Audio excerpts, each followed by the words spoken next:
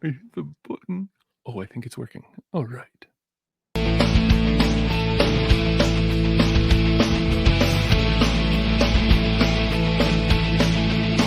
Broadcasting the boisterous part of the fastest game in the world. So strap on your lids and lace them up, Rook.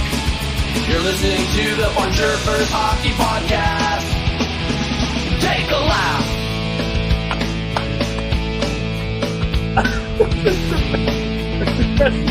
Ever. Hell yeah, There we go. Yeah, Captain. That's a hell of a present.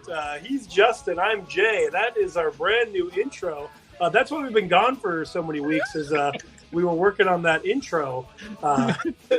You heard it. It's the Barn Chirpers. You can follow us. You can Instagram, Threads at Barn Chirper Spot. On the internet, at Barn Chirper Spot. You will find us, Captain. That is a wonderful, wonderful present. I love everything about that. It perfectly suits us, I feel.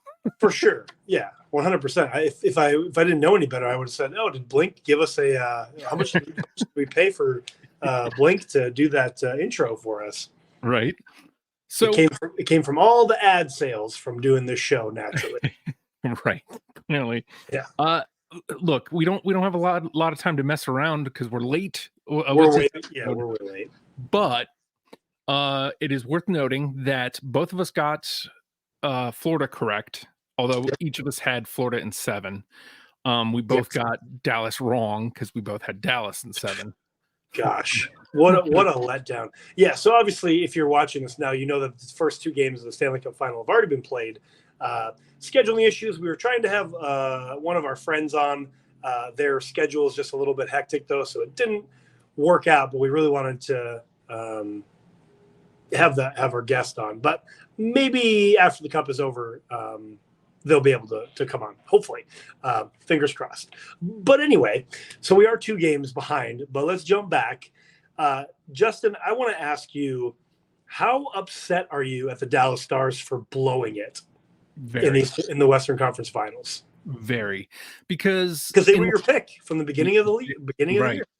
And so, like, in the first 4 games of the series, they looked pretty good. And, especially the 2 games that they won, they looked great.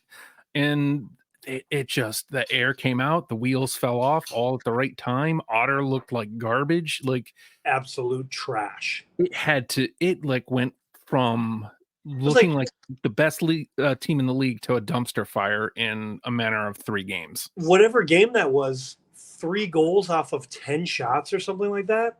Yeah. I was like, are you kidding me? Are you that kidding me? What is wrong with you? I mean, essentially, Edmonton gentlemen sweeped them. Mm-hmm. I mean, obviously, it was kind of that reverse sweep because Edmonton didn't win initially. But, yeah, man, I'm so disappointed in that squad because it just seemed like those first 2 games, like you said, it was like, oh, okay, yeah. I mean, this is going to be a good series, but Dallas seemingly clearly has the upper hand. The better squad on paper and on the ice. Those first couple games, like, oh man, yeah, 5 or 6 maybe this could be done. The better goaltender on paper. Mm-hmm. But yeah, man, the guys didn't show up. Pavelski didn't show up. Jamie Benn of all people showed up and made his contract worth, showed that he's worth his, that money, Yeah, I mean, again, we're not going to spend too much time on this, but truly such a letdown in my eyes. And I mean, and we'll get to this obviously when we talk about the Stanley Cup Final now. Edmonton showed up, their depth showed up finally in this playoffs. Guys like Philip Broberg. Who the hell is Philip Broberg? I don't remember his first name, but Holloway, he showed up, got a couple of key goals. Ekholm showed up. And that was one of my biggest things is Evan Bouchard. Like, I don't know what Dallas was thinking, but they left him alone so many times, and he scored so many timely goals as well. So, yeah, I'm just disappointed in you, Dallas Stars. I'm really, really disappointed. I'd like to take this time to point out that McDavid hasn't even been the driver. Like, no, I mean, I don't want to say he's ghost, because if you watch the games, he's playing really well. He's just not getting on the board. He's getting shut down so far in Florida, and we'll get there. But like, it's interesting to see that Dry is putting up points, at where you think he would. But like you said, it's the depth, really, especially against the Stars, that really drove it home for Edmonton. So, hats off to him. Hats off to that third and fourth line when you have two of the arguably best players in the league. It's insane. That's how you win cups, is the third and fourth line, because the top two lines generally cancel each other out. It's those key goals in clutch moments from third and fourth line guys. You look at every single team, every single year. Yeah, your superstars are going to score and they're going to make plays, but it's those third and fourth line guys that win championships. So, but we'll put a pin in that. And we'll talk about that when we get to the Florida series. Definitely laughing at the New York Rangers. No, listen, I'm not going to be that guy and take back the things that I said. I did say that I thought that they were a good team, but clearly Florida was better. Obviously, Florida was better. And wouldn't you know it, the New York Rangers, we can't go a show without talking about this. The Rangers, Toronto Maple Leafed themselves, because the guys that were supposed to show up, the guys that get paid the big bucks and that are supposed to put points on the board, they were ghost. Absolutely ghost. I'm talking about you, Mika Zibanejad. I'm talking about you, Breadman. I'm talking about you, Chris Kreider, even though he scored that hat trick that one game. But that was in the Carolina series. Just kidding. Yeah, man. Doing anything either. Yeah. So, yep. Their key guys didn't show up. But you know who did show up, Justin? The guy that we've been chirping for a long time on the show, Alexis Lafreniere, showed up for the New York Rangers. And I have a little stat for you, Justin. Okay. Uh-oh. I have a little stat up line. Yeah. Okay. So obviously I just mentioned Alexis Lafreniere, but I'm going to give you a couple other contracts. Okay. You ready for this, Justin? Okay. Mm-hmm. So 10.9, 11.5, 11, 13.25. Okay. That's a lot of money. That's what, $45 million or so? At least, yeah. Yeah. Okay. So Alexis Lafreniere, 2.3 is his contract. Okay. Crazy, right? Yeah. Okay. So I'm going to give you this next stat, Justin. The previous 4 contracts that I mentioned, do you know who those guys are? I mean, it's got to be, Bread and Mika and Kreider and who's. No, it's not actually. It's the Toronto Maple Leafs top 4. Oh, William Nylander, John Tavares, and Austin Mustache Matthews. Do you know how many points those guys scored in the playoffs combined? How many? 12. You know how many points that Alexis Lafreniere scored in the playoffs? Uh-oh. How many? 14.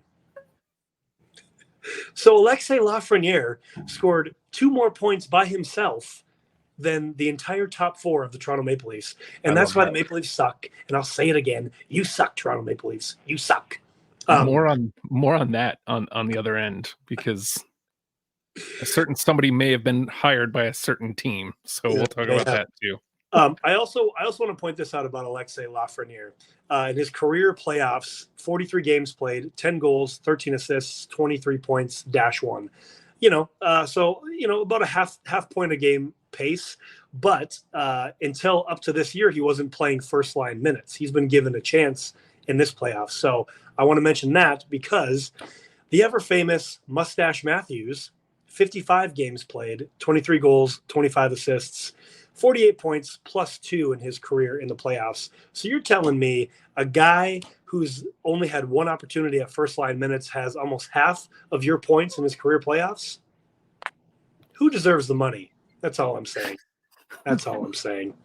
Anyway, I had to do it. I had to do it because it was an interesting stat. But just to kind of close out the Rangers, I mean, hey, obviously Florida was a better team. Again, I still gave them their props. I really thought they were a good team. They just ran into a better team. And, hey, their top guys didn't show up. I mean, Shesterkin kept it from being a sweep, truly.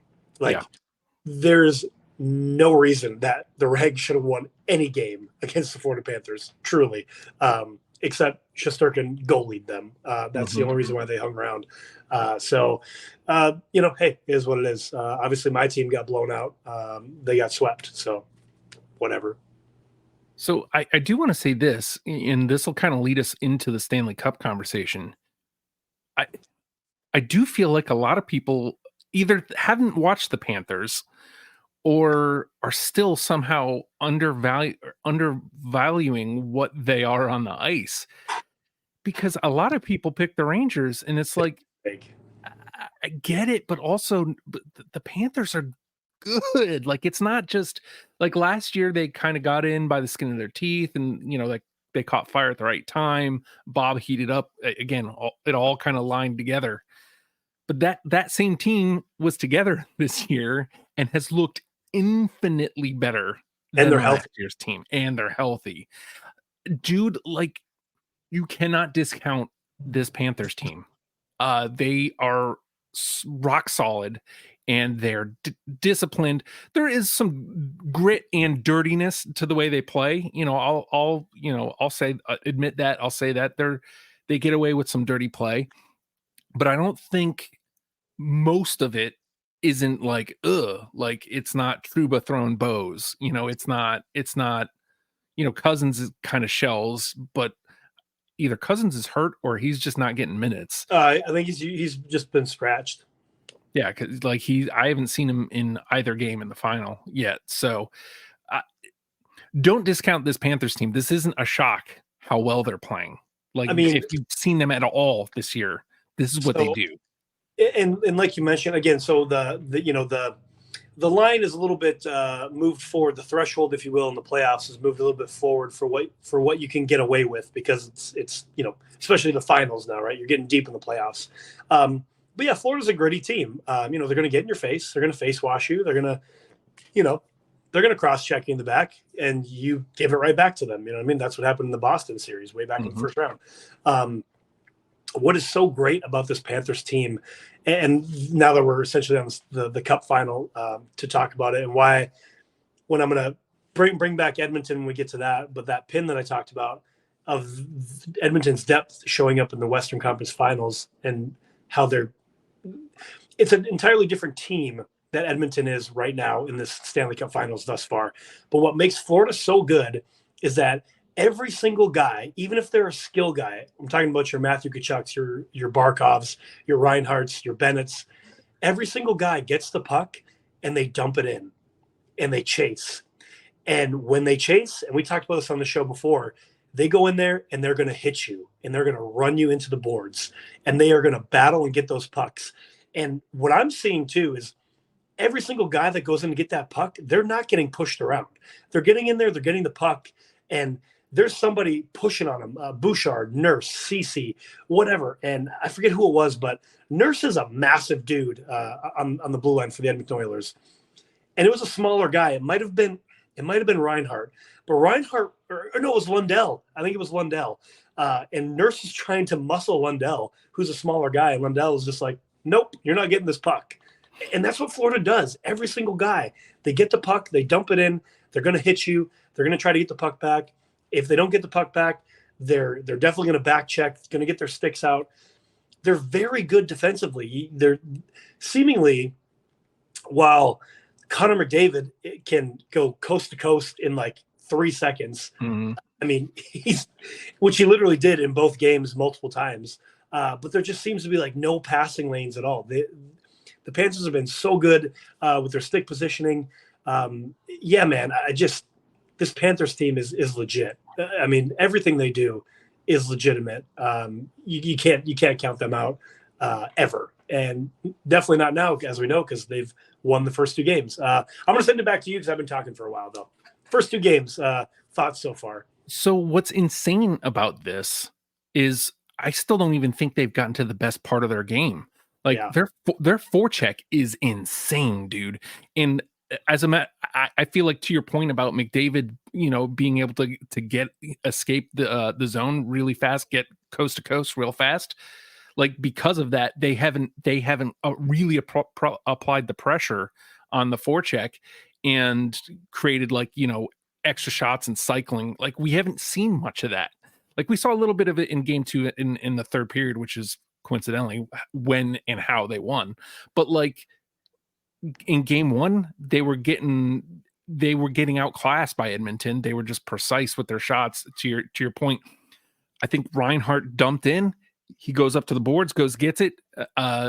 Almost no look pass to Rodriguez, who just snipes Skinner. It was a beautiful shot. Rodriguez has been so clutch. 3 goals in 2 games from Evan Rodriguez, of all people. Again, signing. Yeah. And again, it's just, that's the other thing is their whole team is basically they've been built. Whereas Edmonton is more homegrown. I think there's like 2, maybe 3 draftees, including Sasha Barkov for Florida. Yep. I didn't know this. Like it's just key acquisitions. Again, we've praised their trade deadline this year. But like just the right acquisitions at the right time. And this, I just, I can't believe that we haven't seen much of the cycling and the forecheck, and the Panthers are already up 2-0 and have outscored them 6-1 in 2 games. Another stat for you here, Justin. Nikita Kucherov, David Pastrnak, Mika Zibanejad, Artemi Panarin, Connor McDavid, and Leon Draisaitl have combined for 0. That's 0 5-on-5 goals in 19 games against the Panthers. They are just that good. That's from Baller Stud Hockey. They close it down in the third period, and so they're again 52-0-3 after leading after 2. Yeah, and I think they caught up. They tied it in like late in the second or early in the third in game 2, and the thing is, like Edmonton had outplayed them up until that point. They did, but they didn't put them away. Is the thing they didn't put them away, and if they're within arm's distance going into the third, I would almost every time put money on Florida because they're to everything we've said. They're going to go chase. They're going to go win puck battles. They're going to be gritty. They're going to be in your face. And I really love watching the Florida Panthers play hockey, especially right now. It's great. And I mean, so you had already mentioned it, but so game 1, a 3-0 shutout to a game where they had 19 shots. The Oilers had almost 40, I think. Yeah. Bob has been standing on his head, man. I just love seeing this Bobrovsky, who's been this way now for 2 years, basically. Mm-hmm. Just worth every single penny. Everything we've said bad about him in the past is I don't care what else happens from here on out. Like after the cup is over, that man is worth every single penny that he's made, because he has kept this team alive and potentially on the way of winning. I'm not going to jinx it, but in that game 1 was not a good game at all, like you said, and they shut him out. 2 was better. Game 2 is definitely a better game for Florida, but like you said, I don't think they've actually found their game yet, which is scary. Like absolutely scary. And if I'm Edmonton, I know you're going back home. It's going to be electric in Edmonton for sure. The first Stanley Cup Final game in Rogers Place. It's going to be electric. It's going to be loud. But game 2 was kind of a must-win for Edmonton, and they didn't get it done. So, yeah, I guess I'll bring up to what I was talking about with Edmonton. All the praise I gave them for their depth in the Western Conference Finals. Right now, it's just McDavid and Draisaitl. Mm-hmm. And as we know, they've only scored 1 goal in 2 games. 1 goal. And it's just 97-29 because nobody else is doing anything. Mm-hmm. Another stat for you. Darnell Nurse and Cody Ceci, -15 as a unit. -15. So, yeah, that's why I bring that up. Like, talking about Connor McDavid, yeah, he is amazing. He very arguably best player on the planet, but he can't do it himself. No. He's got to have somebody to pass to, and if he's not out there with Draisaitl, can't pass to him. And if there's no lanes to pass to, you're just going to skate around, which is what he does. He's so fast. This happened in game 2. He literally is so fast and so gifted, but there's nobody to get the puck to. So he just circled around the net a couple of times, back and forth. And yeah, he's deking people out, but he doesn't have anything. He doesn't have anything to do. And Bob actually has been really tight to the. He's gotten beat. Bob got beat in the Eastern Conference Finals a couple times, real short side of the pipe. In these last 2 games, he's noticeably, from my eyes anyway, been really tight to the post, and especially short side shots. He's like hugging the post. So he watched his tape, and Bob knows where they're trying to go. So,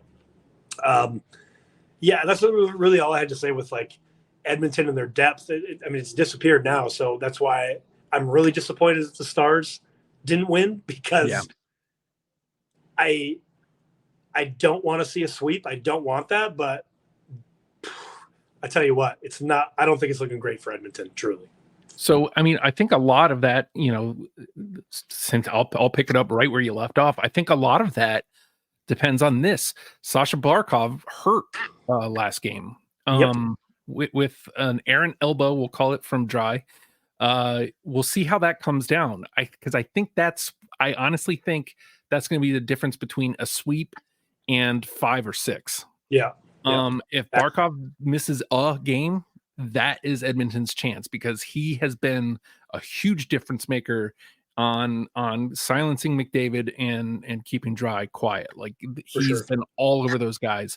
So if he misses game 3, I mean, to your point, the building's going to be electric as it is, so they're going to have that going for them. I'm inclined to believe just home ice gets them 1 game, but I think if Florida doesn't have Barkov, I think that gives them the bigger advantage to nab one of those games and extend the series. If Barkey plays, it could get ugly out there.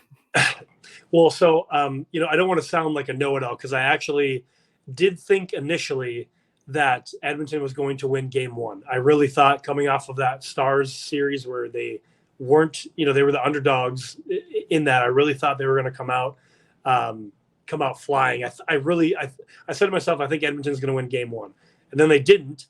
They should have. The should have won-o-meter was very far tipped to Edmonton's side, but obviously we know that the should have won-o-meter doesn't mean anything unless you actually get the job done. So then game 2, I said to myself again before, I was like, okay, they're probably going to split now, because that wasn't a good game by Florida. Florida's going to play better, but I think Edmonton learned from their mistakes. Clearly that didn't happen. And initially, I was thinking Florida in 6. So I'll just say that right now. I don't think I'm a know-it-all. I know I said that Edmonton is on the verge of a sweep. Again, I don't want to see a sweep, but man, if Florida wins game 3 in Edmonton, I think that's because honestly, that first goal by Evan Rodriguez in game 2, like, honestly, it was like stake in the heart. It seemed like it was. I know Florida tied it up with that goal, but it was like, okay, they're going to win this game, because like they just were hammering them so hard, man. So really, my point of that is I don't think it's going to be a sweep. I don't want it to be a sweep, but if Florida can win game 3 in Edmonton in an electric building, good luck.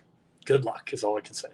I guess to echo your point, like I had Florida in 6 as well.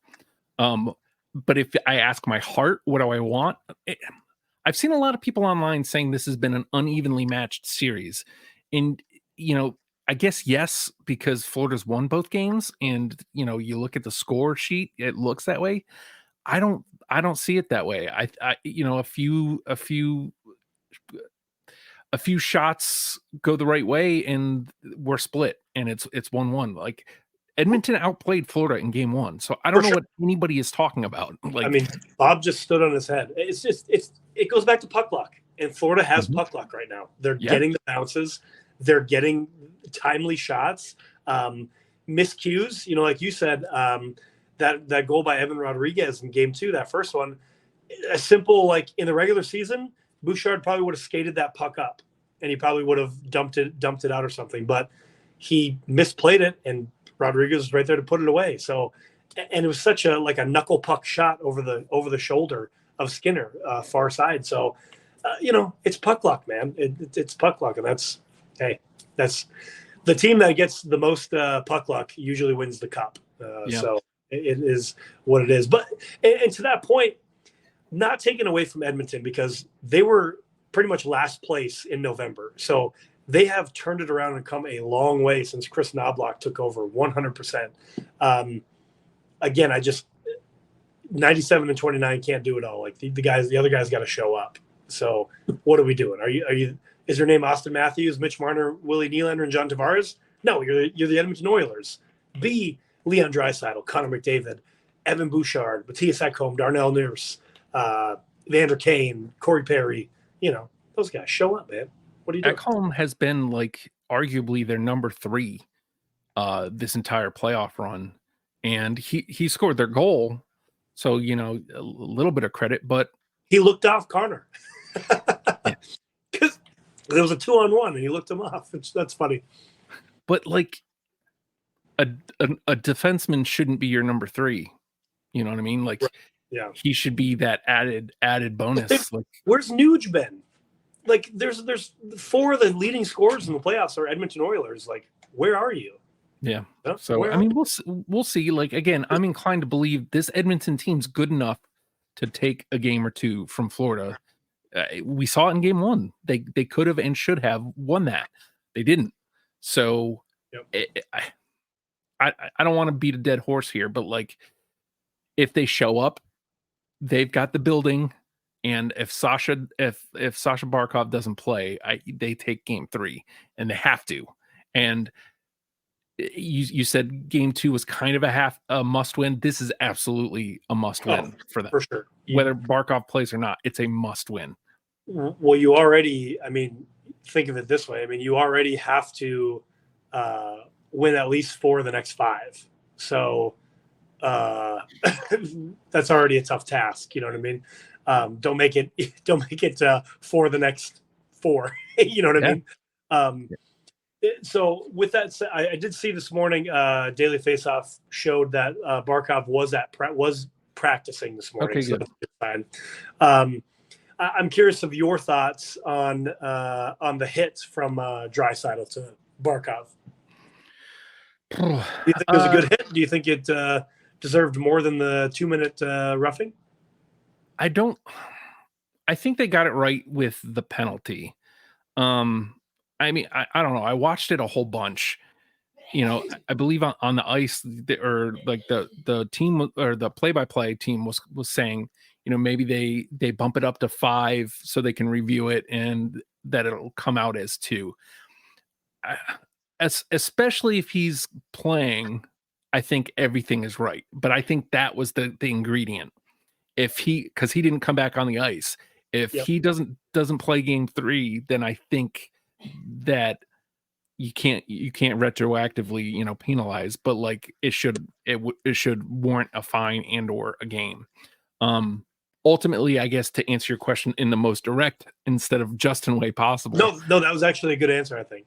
I think that I think they ended up getting it right. Well, so and initially I saw the hit and I was like, oh dude, that kick him out. That's a misconduct right there. And we had the Warren Foegele knee on knee earlier in the game on E2 Luosterainen, and that was definitely a game. So my initial reaction was that. And then, you always see the worst part of the hit in slow motion because you can go frame by frame and see anything you want to see, right? So at the end of the day, Draisaitl, I think, had his feelings hurt that they were losing and he wasn't doing well. So I think the intent was there to throw something high on Barkov. I think he probably knew that Barkov has had some jaw issues in the past. But I'm saying that like I don't necessarily hate it. It is the Stanley Cup Final. So, again, I said it earlier in the show, the threshold is a little bit higher for what you can and can't get away with. Do I think it's dirty? Absolutely. Am I a little bit saucy that, like, you got your feelings hurt and your team was losing and you've been sucking, so you're going to throw a cheap shot? Like, okay, bud. But I absolutely don't want to see him get suspended because I would rather the Florida Panthers beat you with all of your guys on the ice and they prove that you suck and they beat you anyway. I don't want your guy to be out and like, oh, if he didn't get suspended, then we would have won. Like, I don't want any of that. If Florida's going to win, I want them to beat the Edmonton Oilers with everybody on the ice, McDavid, Draisaitl, all those guys healthy and playing. So my long-winded answer, I think they probably got it right with a 2. I do think you should get fined for something like that, though. Like, again, he's making $10 million or whatever he's making, like $8 million. Fine him the highest allowable by the CBA, which is probably like $5,000 or something like that. It's a dirty hit. It's a cheap shot for sure. Suspend, no. Fine, yeah, because that's bullcrap, man. I mean, if Kachuk did that, he definitely would have got fined. You know, what that's I mean? a good point because of reputation. Yeah, so. that's a great point. I didn't even take that into account. I want to hone in on this a little bit. I don't know if there's much conversation here, but I do want to echo a point that you said that, this being the Stanley Cup, we went on and on early in the playoffs and more specifically in the regular season. Like, we don't mind a little bit of grit, a little bit of dirt, but like, if you're not being a little bit dirty, do you really want to win? You know what I mean? Like, especially now, he was penalized for it. So to me, it shows that yes, his feelings are hurt, like you said, but he wants to win. So he's going to do what it takes to try and win. Again, it is dirty. You don't like it, but like, I like that he wants to win that bad. It's a very delicate balance. No, I totally get what you're saying. At least there's one Canadian team that wants to win, and they're at least showing that. So I'll give them their props. It's obviously the western end of Canada, not the eastern side, because they definitely don't want to win, no matter how much money they're making. So you said you thought initially Florida in 6 as well, correct? Yeah, my heart wants it to go the distance because I've enjoyed the hockey. I've really enjoyed both games. So I'd like to see them play 7 just cuz. But the way it's going, it feels like at best Edmonton draws it out to 6. And I feel like they're going to have to get a lot of puck luck to get there. Like, Florida's just playing really well. I mean, and what's funny, I guess I'll close up my final point on this with Bob. I mean, he's been standing on his head, but there's been many of times in both these first 2 games where he's been kind of out of position. He fell down a few times. He's lost his stick a bunch. So what's wild to me, well, Panthers, but what's crazy to me is how out of position he has been, and yet he is stopping everything that goes his way. And the one that went in by Ekholm was such a beach ball, really. I think it got tipped by somebody and it just trickled through. So that was kind of like, oh man, Bob, you did all this, and then you got beat by a beach ball. But I mean, truly, again, he's amazing, absolutely amazing. If here's my question to you, Justin, taking the whole playoffs into consideration, if you were to pick a Conn Smythe winner right now, who do you think is? Let's not say but who do you think is in the front running of Conn Smythe winner? Man, like, and let's say that it doesn't. Let's say for this question, because we're 2 games in, it doesn't necessarily go to whoever wins. So I know we both picked the Panthers, but it doesn't necessarily have to be a Panther that wins the Conn Smythe. It has happened in the past where the winning team did not get the Conn Smythe as well. So we'll just say I hate to like kind of jump on what you were just talking about, but the fact that they've won these first 2 games screams Bob.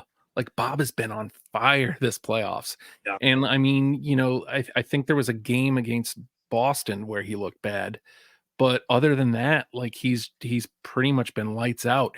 And to your point, so far in this series, a lot of the chances, again, due to the speed of the Oilers, have been breakaways. Like, it's not like he's just stopping shots. Like, he's stopping the best player in the game on a breakaway, like front and center.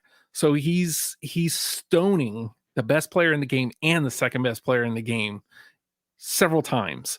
So like, yeah, I feel like I'm accidentally stealing your answer based on what you were talking about before, but like, I probably would have answered this regardless. Probably would have thrown more behind it, but At right now, to answer your question, it feels like Bob. Yeah, I mean that's definitely where I was going to go. If Florida does win, I think you have to give it to Bob. Just again for everything that's happened over the last 2 years, where the goalie that he was and the goalie that he turned himself back into, and even better than what he was in the last time he won a Vezina trophy. I think you'd have to give it to Bob. I could also see a guy like Evan Rodriguez getting it. Just for his clutch moments. If Edmonton won, I could see a guy like Evan Bouchard getting it for his clutch moments. I honestly don't think if Edmonton won, unless McDavid goes nuclear, I couldn't see him getting it because I don't think he's done anything worth it, honestly. Which actually, that I know we're going to be done with the Stanley Cup Finals talk. That's what I was going to say. I forgot what I was going to say. In the Western Conference Finals, McDavid had a plethora of assists. I don't have the number in front of me, but he was still quiet. McDavid has not really shown up this playoffs.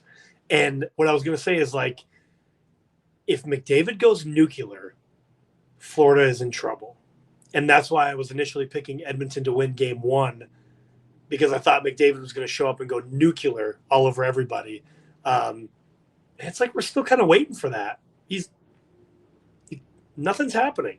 He's not very McDavid-like, truly, in the sense of production. So, but I will say that, like, if he finds a way to go nuclear, that's where we get our 6th or 7th game in this series. Can I ask you this then? Sure. If production for him stays the same, now granted, he's in the Cup final, so like he's already got Mustache Matthews beat. Yes. But are we treating him the same? You know, like for getting to the final but not showing up and ghosting? I think so. I'd say so. Yeah. I mean, he's making a boatload of money. You know, again, you can only do so much, but at the same time, we look at a player like Sidney Crosby. He's the captain. He produces, but also he always seems to find a way to find the guy that's not supposed to be there in that spot. Crosby finds a lane to get a pass to a guy that there is no lane to. So, you know what I mean? Like, so I think so. You know, like, yes, I'm saying McDavid, you can't do it all on your own. I get that. But there's other elite players that find a way. Johnny Taves was known for that as well, you know. So, yeah, I think we would have to think the same way. Like, you didn't show up, dude. You went ghost. I think to your point, like, he doesn't even have to go nuclear, but like if you want to be in that Crosby conversation, if you want to be in that Ovi conversation, you want to be in that even bigger conversation, the Gretzkys and you know, the Lemieux. You got to put this team on your back, man. You know, if you don't win the cup, you do have to produce. Like, you have to show that you want it and that it's not going to be your fault if you lose. You know what I mean? I got all these points. I got X amount of points. I got X amount of goals. You know, I won these games. And sure, you may not approach it that way, but that has to be the argument that guys like you and I can say on a podcast like this. Yeah. Just finish. Go ahead. I was just going to say, like, McDavid just has to do the thing. Like, he has to be McDavid. And again, does he have to win the cup? I don't think so. But if he loses the cup in the manner that he's losing the cup right now, then I've got questions. That's fair. And to just that same point as my last point, I'd still put him in a tier above Matthews, because you can at least see that he's playing his butt off. Yes. You can at least see that he's trying to do something. He's just not making it. He's just not finishing, right? Mm-hmm. So if that happened, I would still put him in a tier above where Matthews is at, because, you know, that guy doesn't care anyway, no matter what. Guy only cares about his golf score. So anyway, that is our We both picked Panthers in 6. I know we're 2 games in, so like, oh, of course you would. Yeah. But we said I 6. would have regardless. Yeah. It's 6. I mean, honestly, that's what I was going to pick initially. Let's hey, the PWHL crowned their first Walter Cup champion, and wouldn't you know it, it's Minnesota. Stick taps, ladies. PWHL Minnesota, the first Walter Cup champions. We did say that they were a wagon ever since the beginning. So I did not watch, truthfully. I've only been watching NHL when I can. So I'm gonna have to go back and see if it's still up on the YouTube so I can at least see the final game or something. But it went to 5, didn't it? It did. And Yeah. I'll say this. I actually managed to hop in towards the end of the Toronto Minnesota series and was able to catch like the tail end and able to watch the entire final. Here's the difference in the teams. Minnesota was a wagon. They were a great team, but Boston was gritty and tough and refused to quit. That was the difference. That was the dynamic of the final. And that's why it ended up going.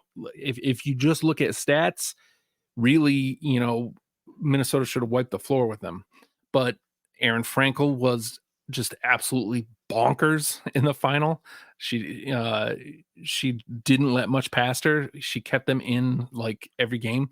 And game 4 specifically went, I think, double overtime, 1-0 in double overtime, Joe. Like, I'm just looking at the box score right now. It's just insane. Wow. And they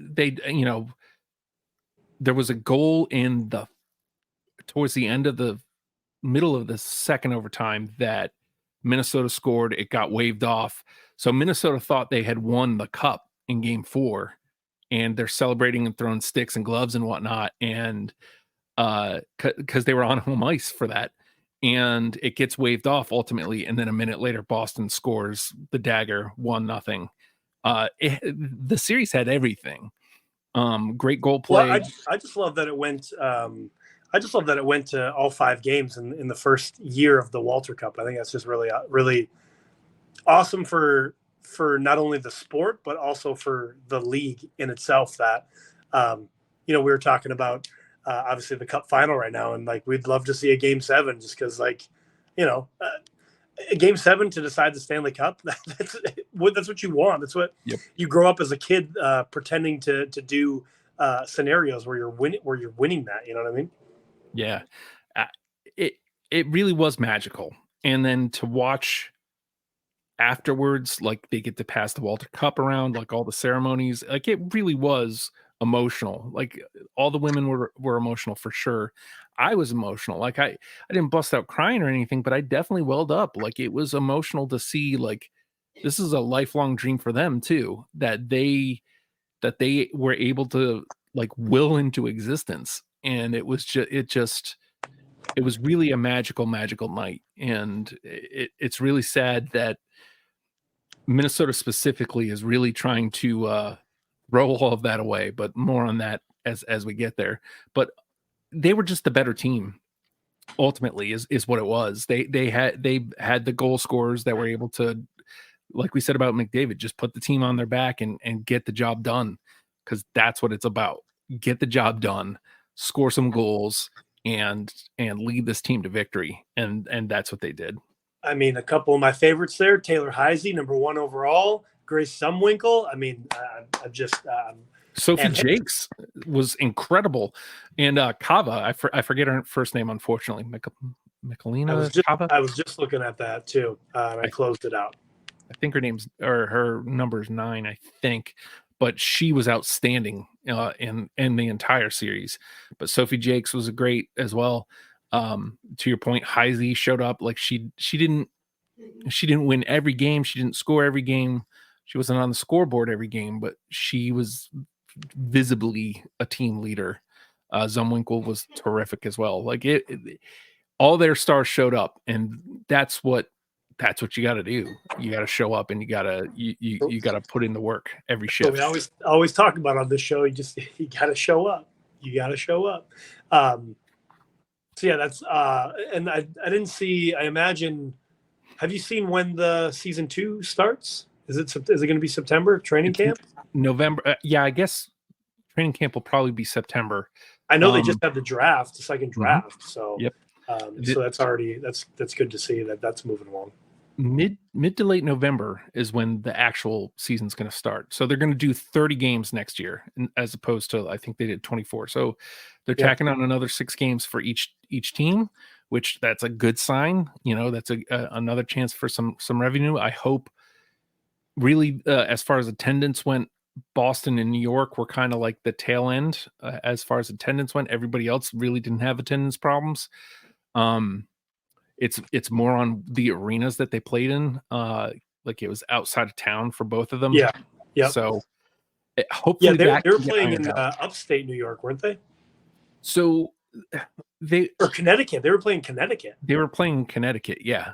Some of the games got played in Bridgeport, Connecticut, and a couple games got played in UBS. I think is the Isles Arena, right? UBS or USB or whatever it is. And there was one other spot that they played, and then Boston played in Songus Center, and then something else that was just outside of town as well. So like those games that weren't in town were hard to get people to go to. Yeah. And so I hope they can iron that out. I think I saw that they're going to be doing a lot more neutral site games next year too, which I hope re-includes the Rock again. I know that they did really well at the Rock, Pittsburgh, Detroit. I hope Cap One gets one. I'd love to go see PWHL play in Cap One. But yeah, like it's next season is exciting. They even announced in August we'll have the team brands and team names and stuff in August.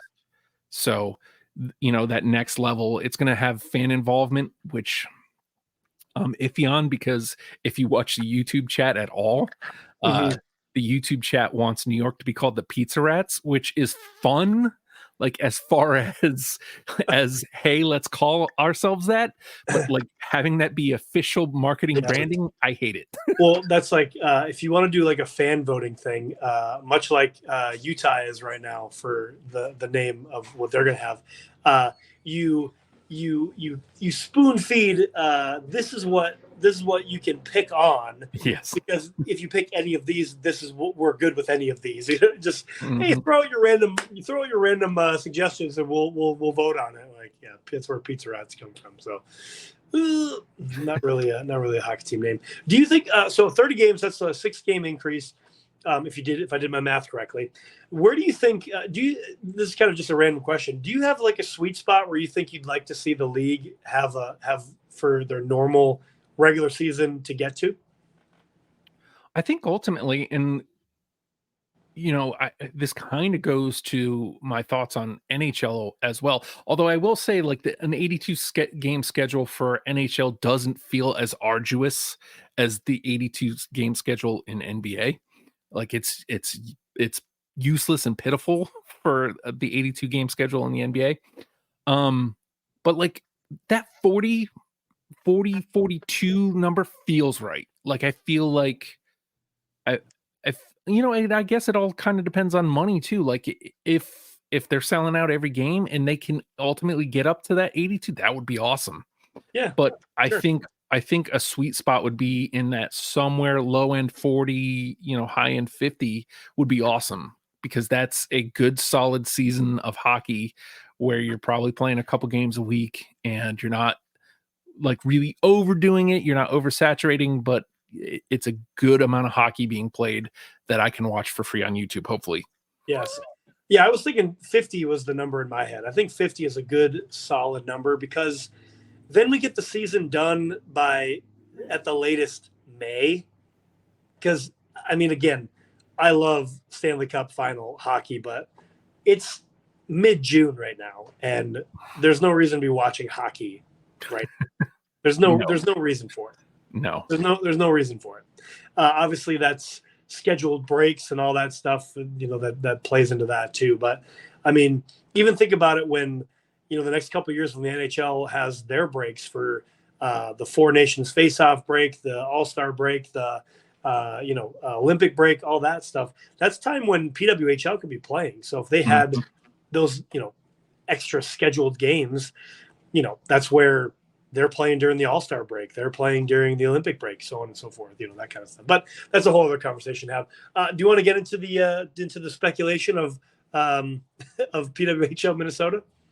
So I'll They say win the cup, and then this is what I know, and you can correct me Sure. from what you've heard, or I guess add in your insight. What I heard from Frank Saravalli this morning on Daily Faceoff was, so Minnesota wins the cup, and then the GM gets fired, and I apologize, I'm misplacing her name right now. I had it written down, but I don't know where it's at. She gets fired, and essentially she had three options. One, she can resign, or two, she can be quiet about it and then just let things happen as it was supposed to be. Or three, put out a statement of I forget what the third thing was that I heard. So I know this is not really a quote. I'm just saying that I heard this from Frank Saravalli, and I'm not quoting him properly either. So don't throw fire at Frank Saravalli. He has the real story. I only have tidbits of the story. What did you hear? No, I'll just say I think it's crap that the league owns all of the teams, and I wish the owners of the teams owned them outright, so then the owners can make decisions. I don't think the league should be making decisions about GMs of teams. That's where I'll stand on that. So, from what I understand, there was an assessment earlier on in the season on how she was doing at her job. And I don't know how you don't reevaluate it after the team wins the first cup. Like, how do you not? You won the inaugural cup. Like, the team you put together won the inaugural Walter Cup. That's pretty good, I'd say. Yeah. And, they were. That buys you a couple of years, Yeah, they were incredible at the top of the year. They had like a mini slump in the middle of the year. They were good enough to get back into the playoffs. I don't think they were ever even out of the playoffs. So here's my tinfoil cap. I thought this immediately throughout the draft. Today is the 12th. So the draft was 2 nights ago. There's a player by the name of Britta Curl, who is quite the controversial player.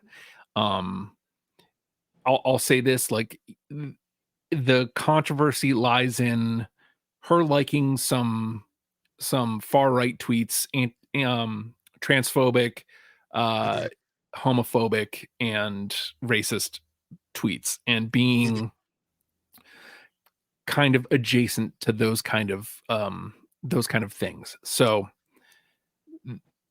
Minnesota drafts her. Not only do they draft her, they draft her in the second round. So, like, again, there's only six teams. So, like, I think maybe she came out to at worst 8th overall. I think the outcry would have been a lot less if she gets drafted later in the draft, like kind of as a sneak. But so there was a lot of fan favorites that weren't technically on the team.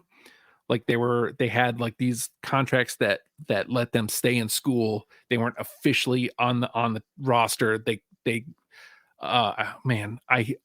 The name was like right there and now it's gone. But she played 14 games for them. She ends up, I think, getting drafted by Boston. Long story short, is my tinfoil hat theory is that the league wanted Minnesota to draft Britta Curl, who went to Wisconsin. And again, my tinfoil hat theory, I have nothing to base this on other than the timing. The GM disagreed and did not want to bring this player into this very inclusive league. Yeah. And they butted heads and they had to part ways. Again, I have nothing to back that on. That is purely speculation based on timing. I hate putting it out there, but that is just what it looks like from the naked eye to anybody who's kind of close to the situation. I guess I'm really mostly curious of why didn't this come out earlier? It's been widely known is the crazy part. It's been widely known about this player. And, this was the speculation going in. A lot of the people were like, I hope she does not get drafted. Wow. I hope people stay away from her. And they didn't. So the former GM of Minnesota is widely popular in the locker room and via fans. Like the fans really liked her. So that was Minnesota's first strike, and again, I guess it's the league, to your point. But then they throw out all the draft plans is part two here. All the draft plans get thrown out the window, and they just kind of flew by the seat on their pants draft night, including drafting Britta Curl. Interesting. Yeah. So again, it's very tinfoil hatty. And this is just what I've been able to piece together between YouTube chat, the PWHL Discord that I'm in. Ultimately, it's just bad optics. And I don't like any of it. And I don't know if Minnesota's trying to become like the villain of the league, but I don't. I don't know if I can. I don't know if I can back them. Yeah, I mean, the only games that I want to play is hockey. That's the only ones that I want to watch. So I don't know about those other games, but obviously, don't agree with any of that. So I guess we'll just wait and find out more details if they're going to be released. But now I kind of got a sour taste in my mouth about Minnesota winning the cup. Right? That's what I'm saying. Is like they had this huge sweep of like upswell of support, and like they seem content to just kind of throw it all away in a week. And again, I feel like we should have handled this after draft night. 6 months ago would have been a much better time to handle this.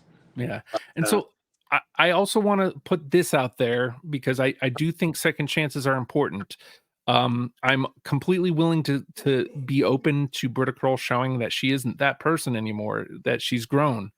I'm open to that. So, was that 2011? Was that in 2010? When was it? Because, at max 4 years ago, like a lot of this is really recent.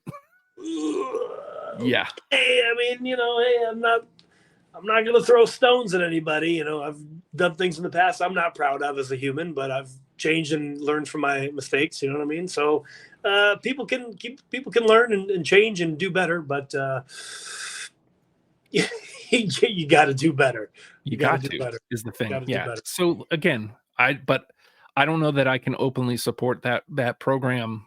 Again, I'm willing to hear her out. I'm willing for her to do the work to try to be better, but this is a very inclusive league, man, and it's my favorite part of it is that YouTube chat being like hockey is for everyone. Like we don't want this to be NHL part 2, man. Like they really have been very inclusive, and it really does seem to be hammering home the thing that NHL is missing desperately is hockey is for everyone, Marcus. So don't pee that away.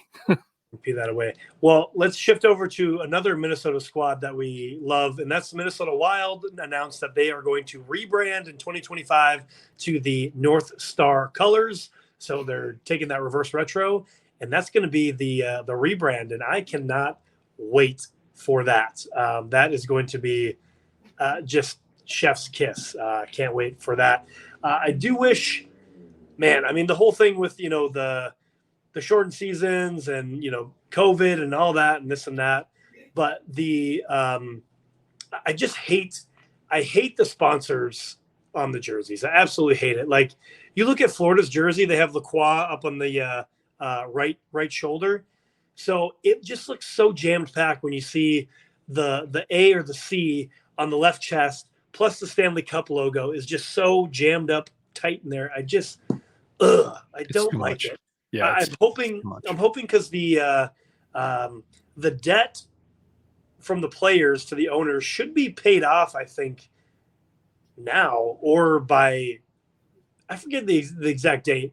It should be pretty soon though that they've paid the debts off. I'm hoping that teams can get rid of those sponsors and just on the jerseys and make it like a permanent sponsor in the arena or something like that.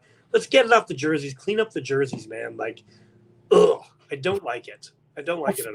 Or find a better way to do it. Like if it has to be done, put it on the sleeve or something, or exactly. on the back quadrant if you will, on the low by the breezers or something, Because I am definitely team. I understand why you have to do it. You know what I mean? Sure. But when you get to I like money. I like money too. I get it. but like to your point, like when you're watching the final and I'm watching Sasha Barkov and he's got LaCroix, he's got C, he's got Stanley Cup. It's like, whoa, that's too much. A lot. And Florida already has a jammed sweater anyway, with Yeah. the cat on the sleeve, the flag on the sleeve. It's already jammed up in there. So Very much so. But like they're not the I'll say this. I will miss Minnesota's away sweaters, the white with the red number. I will miss those. Like the home sweater is I could always take or leave. I did like the darker green. I thought that was nice. But the North Star's color scheme is just better. It's just a better look. And I like the nod, it feels like the Dallas Stars went on to become something different anyway. Let's give the Minnesota North Star stuff back to Minnesota. Like this kind of feels like that's what we're doing, right? Why not? It was also announced that this year the Anaheim Ducks and the LA Kings are going to rebrand retro to the early 90s with a fresh, so 90s with a fresh look. So we're definitely getting the hockey mask, the Duck hockey mask back. I hope we go full on purple again, purple and green. Give me the Paul Karias, give me the Teemu Solanis. LA Kings, I don't give a crap about what they do. Truly, I mean, I don't care. You got to do the Gretzky's. I feel like the Gretzky's. I've seen people like going to bat for the crown. I never liked the crown. I feel like the crest that they have now is entirely too busy. The Gretzky's were iconic, and like they had the Raiders color scheme, like everything about it just worked to me. So I would be okay if they went. Well, I'm going to use another Minnesota reference. If they went to the Viking colors, purple and yellow, I think that'd be pretty cool for the LA Kings to do. Why not? Yeah. We don't have enough purple in the league, or enough yellow. Like very true. Let's do something different other than black and gray. Yeah, I'm for it. All right. I want to throw this last thing out here. Yeah. Because it wouldn't be the Barn Trippers Hockey Podcast if I didn't throw my homer take out there, brother. I'm a sad Devils fan, and I've had some time to reflect. The Devils have hired Sheldon Keefe as their new head coach. And look, ultimately, I'm right there with you. That was my initial takeaway was sigh. Why? There could have been anybody we could have taken. Why are we hiring the guy who was losing in Toronto? My takeaway now is I'm not necessarily excited, but I'm okay with this hire because I don't know how much of the problem in Toronto was him and how much of it was his players just not playing. Like we chirp them a lot, but there was an attitude of, I don't care that we're in the playoffs. And how is that possible? You're in the NHL playoffs and don't care. I mean, I understand your take, and like I get that. I don't dislike the hiring of Sheldon Keefe because he comes from Toronto. I dislike it because I just feel like Sheldon Keefe has no cojones. Like in the playoffs, oh well, I mean, we just we're losing, we were doing pretty good, but he's got no cojones to me, man. Like he's got no fire. And that's why I don't like it as a signing for the Devils. Cause I feel like the Devils, those young kids, young core, they need somebody with fire to light that match underneath their butts to get them going. I like Lindy Ruff as a coach, but I don't think he's that type of coach either. I don't think he's that ugh, you need another Rod Brendamore, but one that can win. But honestly, I thought Jay Woodcroft would have been a good coach for the Devils. They could have hired Craig Berube. He would have been a great coach for them. It's not. I don't necessarily dislike Sheldon Keefe I don't dislike him because he came from Toronto. I don't even necessarily dislike the person. I just don't think he has any fire. So where's the oomph, buddy? That's what I needed for a team, and I just don't think he has it. But prove me wrong. I love to be proved wrong. So yeah, for your sake, I hope I'm wrong. I have to take it with a grain of salt, because otherwise I will be miserable all summer. We don't want that. We don't want that. Actually, I do have one more thing, even though Corey's not going to listen to this, but I can put that out into the ether. On this day of recording, June 12th, the date is 2024, but on June 12th, 2010, Showtime Patty Kane crushed the hopes and dreams of all of Philly and Pennsylvania when he scored an OT to win the Stanley Cup for the Chicago Blackhawks against the Philadelphia Flyers. So stick tags to you, Showtime Patty Kane, for 14 years ago winning the Stanley Cup on Philly home ice, by the way. So that was probably rough getting out of that arena that night, I imagine. Love it. Anyways, let's get out of here. We'll be back. Hey, you know what? We might be back next week if it's a sweep, because game 4 is Saturday. So who knows? We might be back. And then, you know to follow us at BarTrooperSpot all over the internet. Thanks for listening and hanging out with us and all that good stuff. So until then, play to the whistle, keep your head up, stick taps and sellies, boys. Clap it up. Yeah. Boom.